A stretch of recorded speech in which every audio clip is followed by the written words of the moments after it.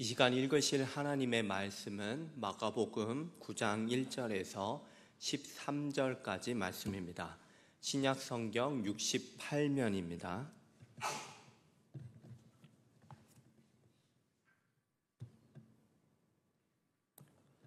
마가복음 9장 1절에서 13절까지 교독하겠습니다. 제가 먼저 읽습니다.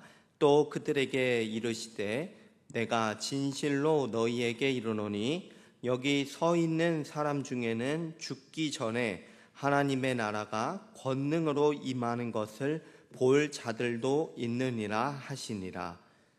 엿새 후에 예수께서 베드로와 야고보와 요한을 데리시고 따로 높은 산에 올라가셨더니 그들 앞에서 변형이 되사 그 옷이 광채가 나며 세상에서 빨래하는 자가 그렇게 희게 할 수 없을 만큼 매우 희어졌더라. 이에 엘리야가 모세와 함께 그들에게 나타나 예수와 더불어 말하거늘 베드로가 예수께 고하되 라삐여 우리가 여기 있는 것이 좋사오니 우리가 초막 셋을 쥐되 하나는 주를 위하여 하나는 모세를 위하여 하나는 엘리야를 위하여 하사이다 하니 이는 그들이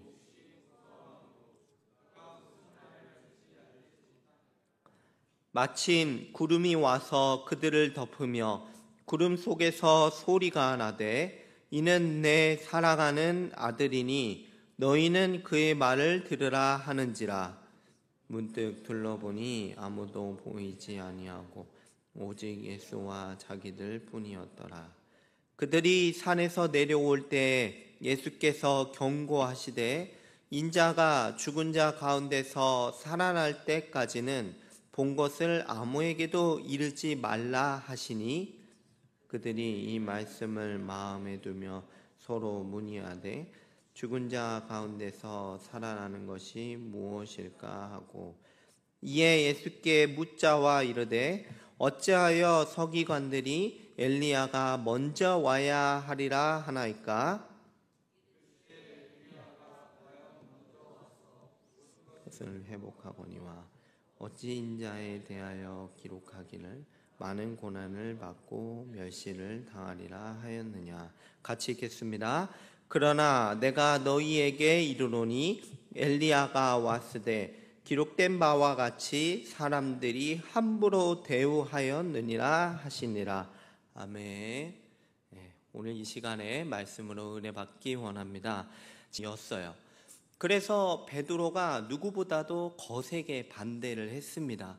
왜 그렇게 반대했냐면 예수님이 가시는 그 길을 제자들이 똑같이 걸어가야 되기 때문입니다.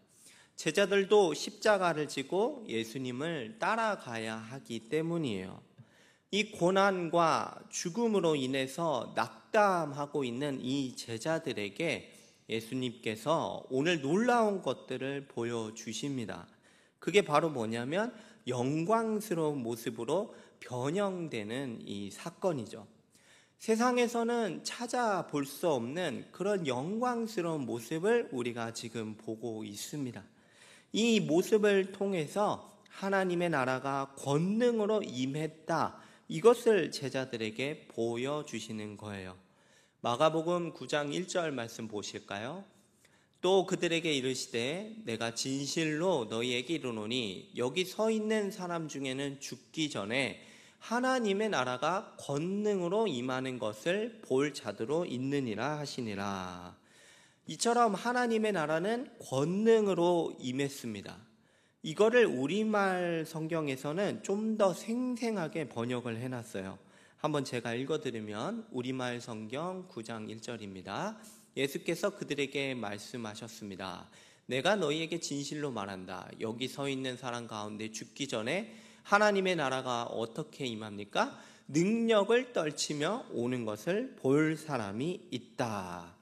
한번 생각해 보시겠어요? 하나님의 나라가 권능으로 능력을 떨치면서 오고 있습니다. 이거를 나라가 힘을 떨치면서 권능으로 임했구나 하는 것을 알 수가 있죠. 여러분, 이것은요 지금도 역시 그렇습니다. 우리가 사탄의 그 권세 아래 있다가 구원을 받았죠. 지금도 많은 사람이 구원을 받고 있어요. 하나님 나라에 들어가서 복을 누리고 있습니다. 하나님 나라의 현시가 어디죠? 바로 이 교회에서 이 복을 누리며 살아가고 있어요. 누가 봐도 이미 하나님 나라가 힘을 떨치며 권능으로 임했구나 하는 것을 볼 수 있습니다. 예수님의 오늘 변형되신 이 사건은요, 와 신기하다 하는 그런 시시콜콜한 이야기가 아니에요. 지금 이 예수님의 변형된 사건은 하나님의 나라가 권능으로 임하고 있다는 것을 보여주는 사건이죠. 하나님 나라의 왕이 임재하신 그 모습을 아주 영광스럽게 잘 보여주는 그 사건이에요. 우리 한번 자세히 한번 살펴볼까요? 2절에서 3절까지 말씀 보겠습니다. 엿새 후에 예수께서 베드로와 야고보와 요한을 데리시고 따로 높은 산에 올라가셨더니 그들 앞에서 변형되사 3절 그 옷이 광채가 나며 세상에서 빨래하는 자가 그렇게 희게 할 수 없을 만큼 매우 희어졌더라. 예수님께서 제자를 데리고 산에 올라가셨는데 이제 그 자리에서 변형이 되시죠. 먼저 옷이 어떻게 됐다고 되어 있죠? 새하얗게 됐다고 되어 있어요. 예수님이 평소 입으셨던 옷은 굉장히 누랬을 거예요. 지금처럼 매일 빨래를 할 수 있는 것도 아니죠. 빨래를 한다고 해도 세제가 어디 있겠어요? 물로 빨아가지고 입으셨을 거예요. 그런데 지금 갑자기 산에 서 계시는데 세상에서 이렇게 새하얗게 빨래할 수 없을 만큼 옷이 하얗게 된 것입니다. 옷만 하얗게 된 게 아니에요. 또 어떻게 됐죠? 옷에서 빛이 나고 있다 이렇게 말씀하고 있어요. 순식간에 옷이 휘어진 것도 놀라운데 옷에서 뭐도 나고 있어요? 빛도 나고 있는 겁니다. 아마 예수님을 제대로 쳐다보기 어려울 정도였을 거예요. 그 정도로 영광스러운 모습으로 예수님이 순식간에 변모를 하신 거죠. 여러분 구약 성경에 보면은 딱 한 번 비슷한 사건이 있은 적이 있어요. 그게 뭐냐면 모세가 시내산에 올라갔다가 하나님을 대면하고 내려옵니다. 근데 그걸로 인해서 모세의 얼굴에 하나님의 영광이 드러난 사건이 있었어요. 출애굽기 34장 29절과 30절 보시면 모세가 그 증거의 두 판을 모세의 손에 들고 시내산에서 내려오니 그 산에서 내려올 때 모세는 자기가 여호와의 말하였으므로 말미암아 얼굴 피부에 뭐가 났습니까? 광채가 났었던 것이죠. 그렇게 나나 깨닫지 못하였더라. 30절 아론과 온 이스라엘 자손이 모세를 볼 때 모세의 얼굴 피부에 광채가 남을 보고 그에게 가까이 하기를 두려워하더니 모세가 하나님을 대면하고 왔더니 어떻게 됐냐? 얼굴에 광채가 났던 거예요. 그러면 여러분 지금 예수님에게서 광채가 난다는 것은 바로 이겁니다. 뭐겠습니까? 예수님이 하나님이시다. 예수님이 하나님의 아들이 되신다는 것을 이 옷에서 광채가 나는 것으로 나타나고 있는 겁니다. 여러분 예수님이 주와 그리스도가 맞습니까? 예수님의 하나님의 아들이 맞으십니까? 네, 좀 더 확실하기 위해서 조금 더 살펴보겠습니다. 마가복음 9장 4절입니다. 이에 엘리야가 모세와 함께 그들에게 나타나 예수와 더불어 말하거늘. 여러분 이 구절만 읽어봐도 사실 우리들은 눈이 동그래질 수밖에 없어요. 왜냐하면 지금 눈앞에 누가 나타났냐면 모세하고 엘리야가 나타났기 때문이죠. 비유를 하자면 뭐냐면 이제 TV 속에서 보던 그 좋아하는 연예인이 나타났다고 할까요? 유대인들이 가장 존경하고 정말로 보고 싶어 했던 그 사람이 누구냐면 율법을 전해줬던 그 모세예요. 구약의 가장 위대한 그 모세가 이 제자들의 눈앞에 나타난 거죠. 지금 모세만 나타나도 정신을 차리기가 힘든데 더군다나 누구도 나타났냐면 엘리야도 나타났어요. 여러분, 엘리야가 누굽니까? 구약 성경에서 가장 위대한 선지자예요. 죽지 않고 불병거를 타고 하늘에 올라갔던 바로 그 선지자죠. 근데 이 구약 시대의 그 위대한 모세와 엘리야가 동시에 예수님 앞에 나타난 거예요. 여러분, 이 모세하고 엘리야는요, 구약 시대의 모두를 대표하는 사람이에요. 모세는 뭘 대표하냐? 율법을 대표하는 사람입니다. 엘리야는 누구를 대표하냐? 선지자를 대표하는 사람이에요. 그러니까 이 두 사람이 나타난 거는 구약 시대의 전부가 나타났다, 이렇게 말할 수 있어요. 누가 봐도 굉장히 놀라운 장면이 펼쳐지고 있고 제자들은 두려워하고 압도되는 그런 상황입니다. 여러분, 모세가 구약 성경에서 이런 말씀을 했어요. 신명기 18장 15절 말씀입니다. 내 하나님 여호와께서 너희 가운데 내 형제 중에서 너를 위하여 나와 같은 선지자 하나를 일으키시리니 너희는 어떻게 해요? 그의 말을 들을지니라. 모세가 했던 말인데요, 이게 무슨 말이냐면 하나님께서 그리스도를 보내주실 것이다, 이걸 예언한 말씀이에요. 하나님께서 그리스도를 보내주시거든 너희는 그의 말을 들어라, 이게 바로 모세가 한 말입니다. 엘리야도 마찬가지예요. 엘리야도 예수 그리스도께서 오실 것을 예고했었던 사람입니다. 그러면 여러분, 지금 모세와 엘리야가 나타나서 예수님과 더불어 말씀을 나누고 있죠. 이거는 뭘 증거하는 걸까요? 이건 도대체 뭘 의미하는 걸까요? 이게 바로 모세가 증언하고 엘리야가 증언했던, 오리라 했던 그 그리스도가 누구다? 바로 대화를 나누고 있는 예수님이다. 이거를 지금 증언하는 장면입니다. 모세와 엘리야가 나타난 것만 봐도, 이것만 봐도 주 예수님이 우리를 구원하는 그리스도시다, 이거를 우리가 확신할 수 있죠. 이분이 바로 하나님의 아들이다, 이거를 우리가 확신할 수가 있습니다. 이 놀라운 광경은요, 제자들이 봤을 때는 정말 정신을 차리기 어려운 광경이에요. 너무 무섭고 무슨 말을 해야 될지 몰랐다고 기록이 돼 있죠. 마가복음 9장 5절에서 6절 한번 보실까요? 베드로가 예수께 고하되 랍비여, 우리가 여기 있는 것이 좋사오니 우리가 초막셋을 짓되 하나는 주를 위하여 하나는 모세를 위하여 하나는 엘리야를 위하여 하사이다 하니, 이는 그들이 몹시 무서워하므로 그가 무슨 말을 할지 알지 못함이더라. 여기서 보니까 베드로가 예수님께 뭐라고 호칭하냐면 랍비요라고 호칭을 합니다. 베드로가 6일 전만 해도 뭐라고 고백했죠? 기억하십니까? 베드로가 6일 전만 해도 이렇게 고백했어요. 주는 그리스도시요 하나님의 아들이십니다, 고백했는데 지금 이상한 소리를 하고 있어요. 너무 무섭고 무슨 말을 해야 될지를 모르니까 그냥 예수님한테 랍비여, 이렇게 그저 얘기할 뿐이죠. 이어서 베드로가 초막을 3개나 짓는다고 얘기했어요. 예수님과 그리고 모세와 엘리야를 위해서 지을 거래요. 근데 이것도 합당하지 않은 말이에요. 왜냐하면 예수님은 이제 어디로 가실 거냐면 예루살렘으로 들어가실 겁니다. 십자가 고난과 죽음을 향해서 가실 거예요. 왜 그 길을 가시냐면 우리를 구원하시기 위함이죠. 그 길을 제자들도 따라가야 하는 거죠. 근데 지금 여기서 초막을 짓고 머물겠다는 소리를 베드로가 하는 거죠. 이게 무슨 뜻이냐면 계속해서 지금 이 영광스러운 이 장소에서 계속 머물고 싶다는 어리석은 발언입니다. 초막을 짓고 계속 그 영광 가운데만 있을 수가 없습니다.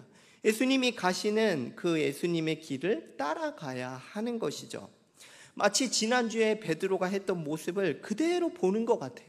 고난을 피하고 영광만 추구하려는 그런 베드로의 모습이 여기서도 그대로 나타나고 있는 거죠. 여러분, 지금 시대도 똑같습니다. 지난주에도 말씀드렸지만 지금 시대도 똑같이 고난을 피하고 영광만 추구하려는 모습이 있어요. 그게 뭐죠?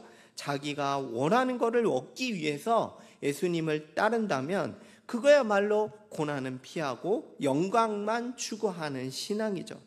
예수 그리스도를 믿지 않고 랍비요, 그러니까 좋은 말씀하는 선생 정도로만 생각하고 철저하게 나의 유익만을 위해서 신앙생활을 한다면 이거야말로 영광만 쫓는 것이요 예수님을 참되게 따를 수가 없습니다.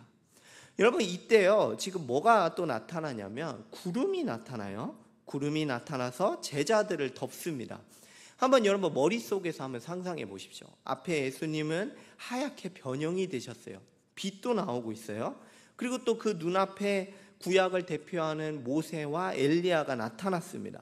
근데 거기서 멈추지 않고 이제는 갑자기 뭐가 나타났냐면 구름이 나타나서 이들을 덮고 있는 상황이에요. 여러분, 이 구름이라는 거는 의미가 있어요. 어떤 의미냐면 이제 구약적 맥락에서 이 구름은 하나님의 임재를 상징하는 겁니다. 여러분, 출애굽기에서 우리가 구름을 본 적이 있어요. 언제 봤죠? 바로 광야에서 이스라엘 백성을 인도했던 바로 그 구름 기둥입니다. 그러니까 뭐냐면 하나님께서 지금 구름이 나타났다는 것은 이들 가운데 임재했다는 뜻이죠. 하나만 더 찾아보면 성전 봉헌식을 할 때 그때도 구름이 나타났어요.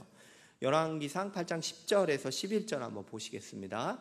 제사장이 성소에서 나올 때 구름이 여호와의 성전에 가득하매 제사장이 그 구름으로 말미암아 능히 서서 섬기지 못하였으니 이는 여호와의 영광이 여호와의 성전에 가득함이었더라. 이것처럼 구름이 뭘 의미하냐? 하나님의 임재를 상징하는 겁니다. 구름이 나타나서 하나님이 그들 가운데 임재하셨다, 이런 의미였던 거예요. 근데 여러분, 이것만 해도 정신 차리기가 어려운데 목소리까지 들렸어요. 여러분, 소름 돋지 않으세요? 성부 하나님의 목소리가 이들 가운데 들린 겁니다. 여러분도 한번 들어보시겠어요? 마가복음 9장 7절 말씀입니다. 우리 한번 같이 읽어볼까요? 시작. 마침 구름이 와서 그들을 덮으며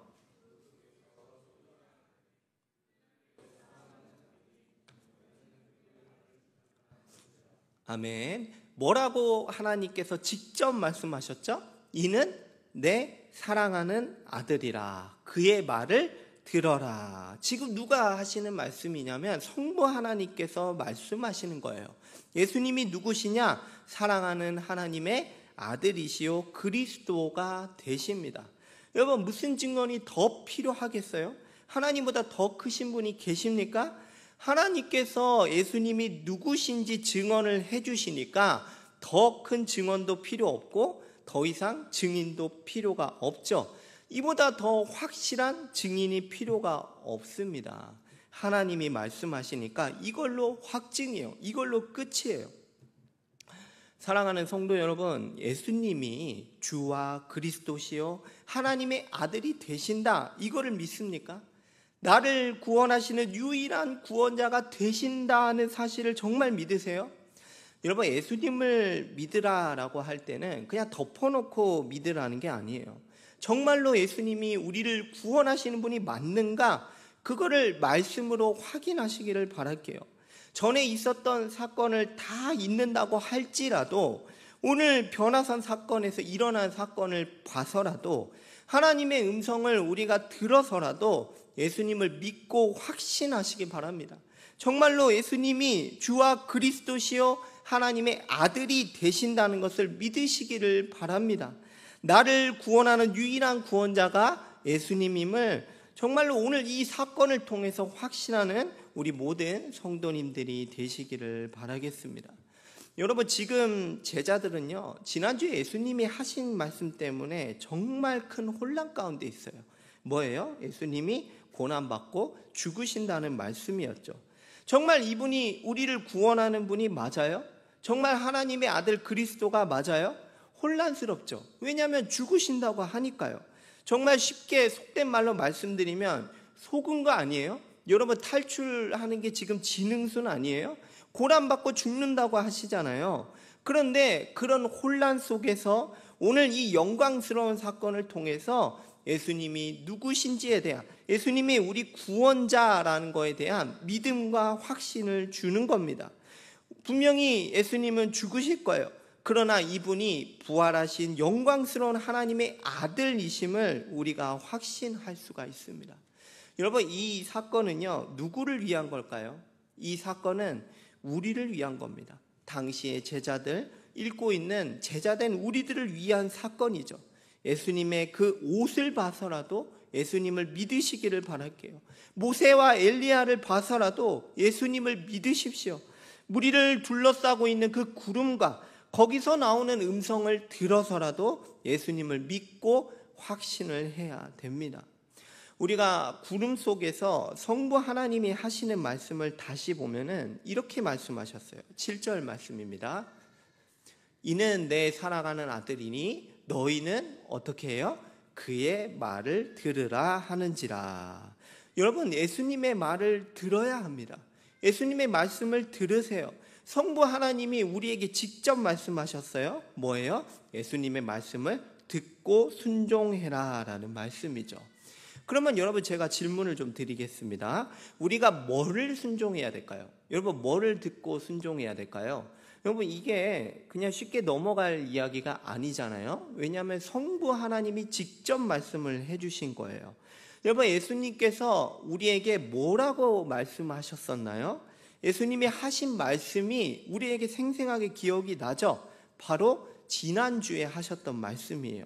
도움을 위해서 지난주에 하신 말씀을 한번 띄워보면요, 31절과 34절입니다. 인자가 많은 고난을 받고 장로들과 대제사장과 서기관들에게 버림받아 죽임을 당하고 사흘 만에 살아나야 할 것을 비로소 그들에게 가르치시되, 34절입니다.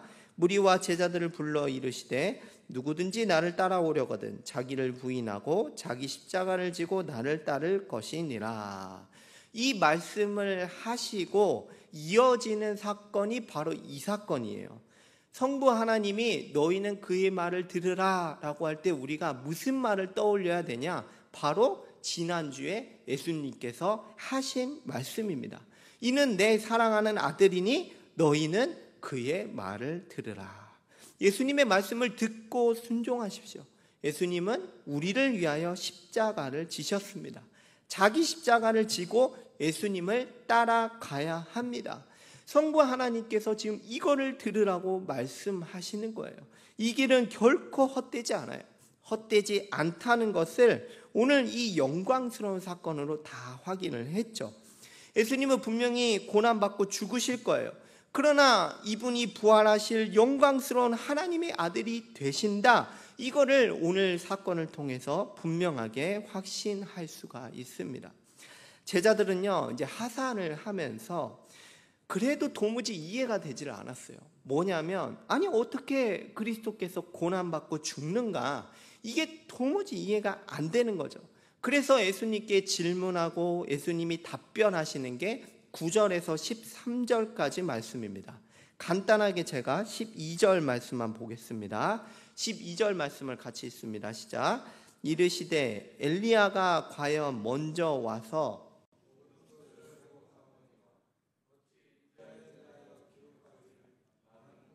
받고 멸시를 당하리라 하였느냐. 아멘.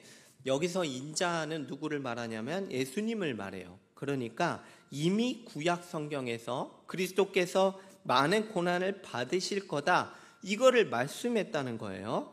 예수님이 갑자기 6일 전에 나 이제 고난받고 죽을 거야, 이걸 선언하신 게 아니라 구약 시대 때부터 이미 다 예고됐다, 이 말씀이에요.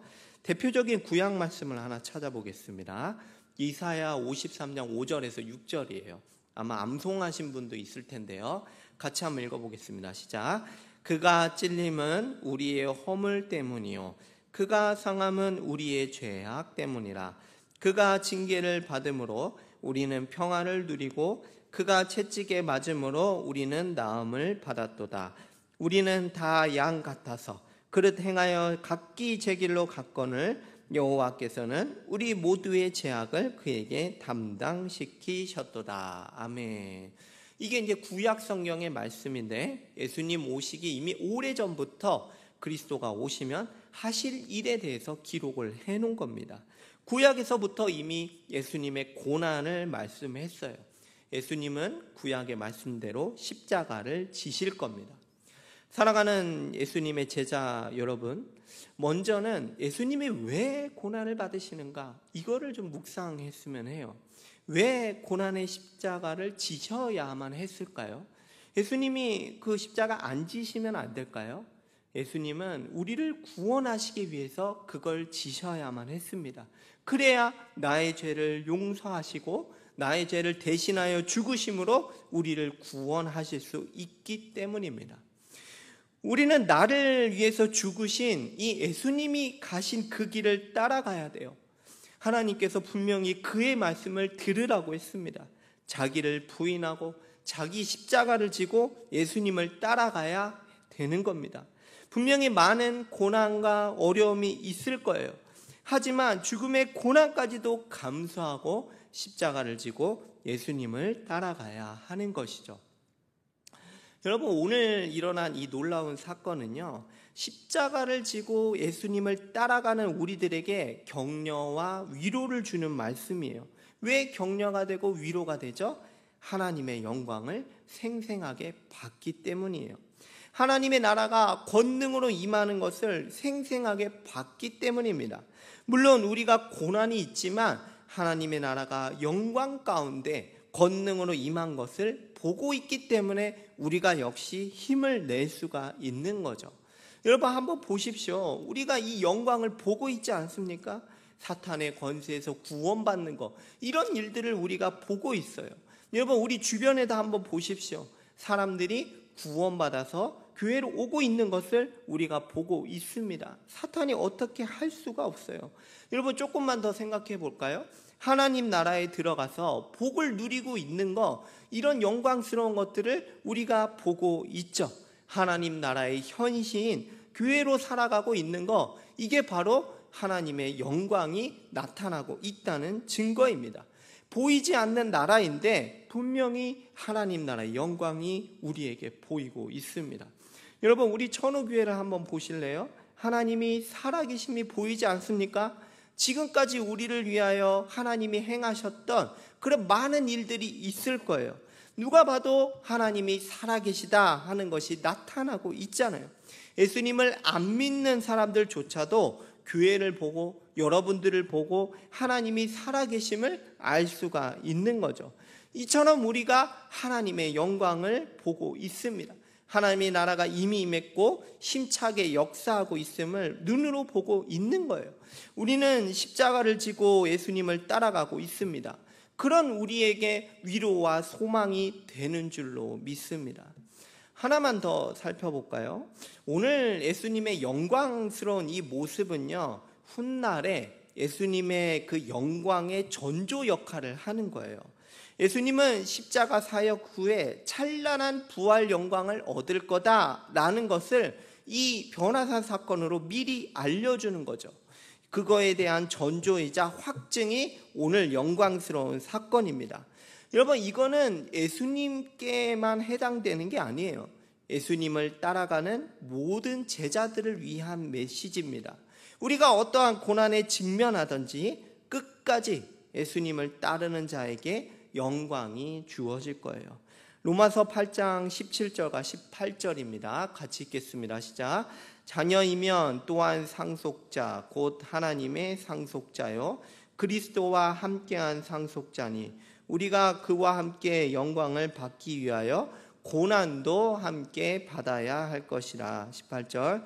생각하건대 현재의 고난은 장차 우리에게 나타날 영광과 비교할 수 없도다. 우리에게 반드시 비교할 수 없는 영광이 주어질 겁니다. 그렇다면 예수님을 따르는 그 고난의 길을 넉넉히 따라갈 수 있을 겁니다. 반주해 주시고요. 고난 가운데 있을 때요, 여러분, 우리가 고난이 많잖아요. 그럴 때 뭐를 봐야 되냐? 영광을 보십시오. 여러분, 간절히 권면하기로는 고난 가운데 있을 때, 도무지 예수님을 따라가는데 못할 것 같을 때 뭘 봐야 됩니까? 영광을 보십시오. 교회로 이미 나타난 영광, 또한 앞으로 주어질 그 영광을 보면서 끝까지 자기 십자가를 지고 예수님을 따르는 모든 제자들이 되시기를 바라겠습니다.